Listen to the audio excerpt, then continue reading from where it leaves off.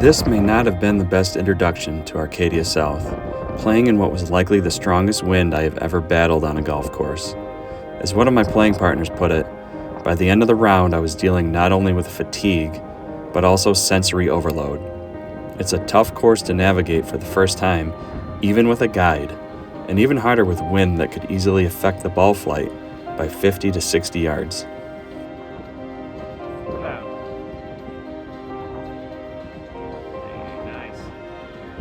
Arcadia South is what many in the state would call a links-style course. That phrase is invariably used by too many people to simply reference any course that has very few trees. But in this case, I think it is fair to say that the course does actually have links-like playing conditions. It's not quite as firm or accepting of the ground game as the Loop, but it did have some nice bounciness, and the fronts of greens were open enough to offer some ground game options. I went in having heard reviews that the front nine was better than the back, and I think I have to agree. The front had more subtle land, made a more faithful effort to present some C.B. MacDonald and Seth Rayner type hole templates, which I will get to in a minute, and had some amazing greens. The back nine had more undulating land, especially the far southeast corner around the 12th hole, but felt more experimental in nature than the front. I have one disappointment, if you could even call it that. Many people will note the lack of trees or the squared off shapes of the bunkers and greens, but my initial attention was captured by course designers Jason Straka and Dana Fry when they mentioned Chicago Golf Club as an inspiration for the course. Michigan does not have any original designs by C.B. MacDonald or Seth Rayner, nor are there many opportunities to play such courses for the public, so I was thrilled by their inspiration. Unfortunately, rather than presenting a faithful tribute to the Mac Rayner style at Chicago Golf Club, it turned out as more of a slight inspiration, and mostly only at the aesthetic level. The attempt at a Redan green, for instance, was visually similar, but not strategically.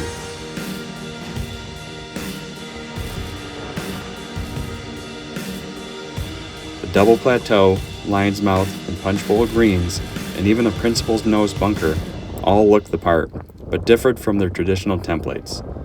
The opportunity was there to really educate Michigan golfers about the template hole style. I only wish they would have gone all the way with it. I can only review what was built on the ground, though. I enjoyed the course, especially the front nine, and would play it again multiple times. It's hard to see the hazards and be familiar with the runouts, so multiple plays are in order to know where to miss and where not to.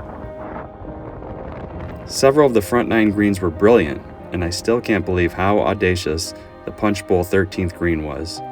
We were scrambling to finish in the darkness, so a proper play of holes 16 through 18 would be appreciated as well. The highlight of the day was the green at the par 4 fourth, which got an audible laugh out of me. It's a borderline thumbprint Redan, and I love it. I made a fictional thumbprint Redan once, and it's one of my favorite greens I've ever done. The green on the 9th hole as well had multiple quadrants and troughs that is hard to believe without seeing in person. I will forever remember the aforementioned 13th hole and punch bowl green. The scale is so enormous, as is the full-blown half pipe coming out of the left middle for drainage. The pin on this day was in the middle trough, and I would love to see a pin back in the bowl. The par 3 16th was also enormous in scale. I inevitably ended up down the large slope along the left, where I hit a half-swing putter up the slope to end up 10 feet past the hole. It's a shot that I can't say I've ever hit in my life before.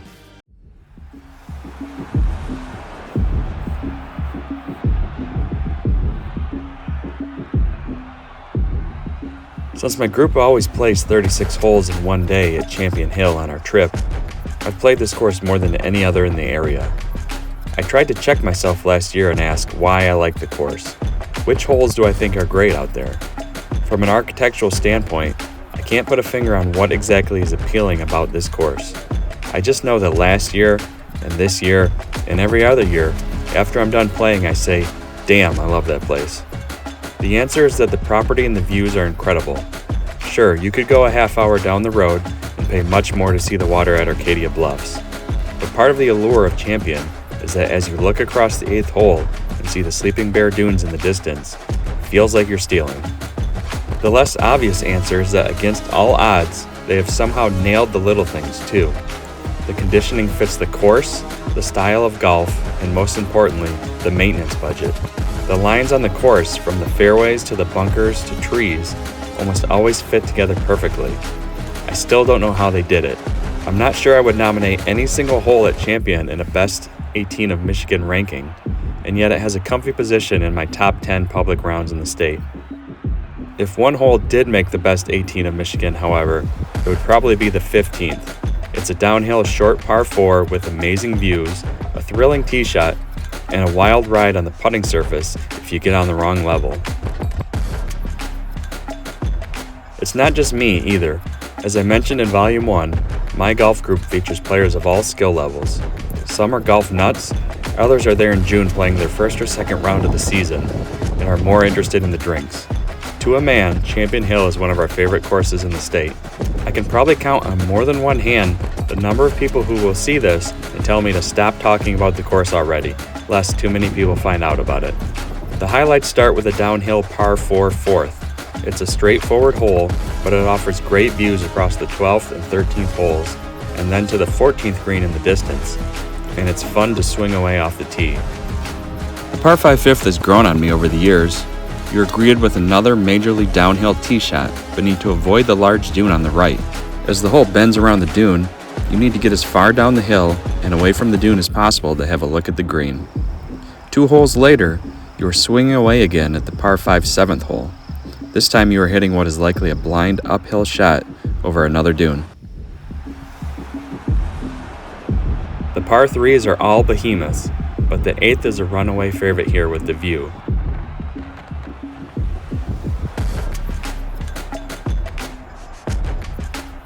There is also a good collection of short par 4s in the 2nd, 9th, 14th, and the previously mentioned 15th hole.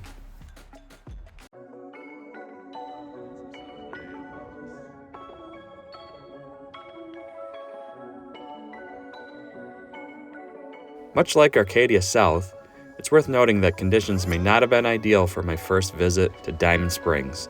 The combination of being my 7th round in 4 days and it still being excruciatingly hot meant I was personally melting down as I reached the back 9 crescendo of the Diamond Springs routing.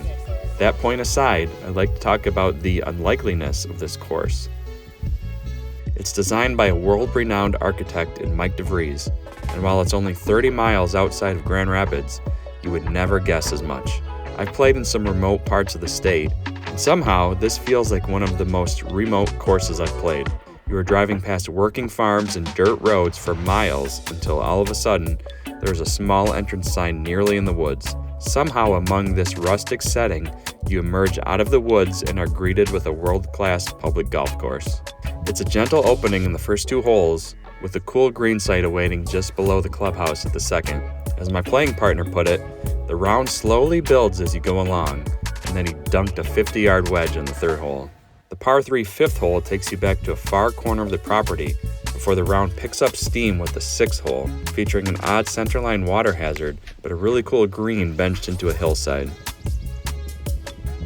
Things really take off at the 8th hole, a nice par 5 with the green well framed by bunkers, before the 9th hole introduces the ravine that will play a large part of the back 9. The 10th hole, with a large water hazard, is one of the few spots that feels out of place, giving off heavy resort vibes. I wasn't sure I would like the centerline goalpost trees on the 11th, but I found them to be delightful. That's all just a setup before you hit the crescendo of holes 13 through 17. I'm still trying to gather my thoughts on the place, and I wish I had another shot at it soon. Like Arcadia South, it's one of those rounds that even as someone tells you where to miss and where not to, it's hard to grasp until you've experienced it. It has all of the feels of an elite course, and the ravine holes in the back 9 are a setting that a lot of resorts would die for, not to mention charge at least triple the price for. Unlikely is the word I keep coming back to. How does this course exist, in the place where it exists, and for the price that it costs, which was $60 on this day? I mentioned a few highlights of the front 9 already, especially the green sites at the 2nd and 6th holes. Hole 13 is a short dogleg par 4 with an excellent green site. It's a long, narrow green that sits in a saddle. 14 and 17 are your signature short holes across the ravine, while 15 and 16 are the holes that will be on your mind when you leave. Standing on the 15th tee, it's hard to picture what that land does. I've seen holes bend around a ravine before, but never to a hogsback fairway on the other side. I wish I had 5 more tries at that hole before I left. And the 16th hole, once you get up to the green and look back, is an iconic setting.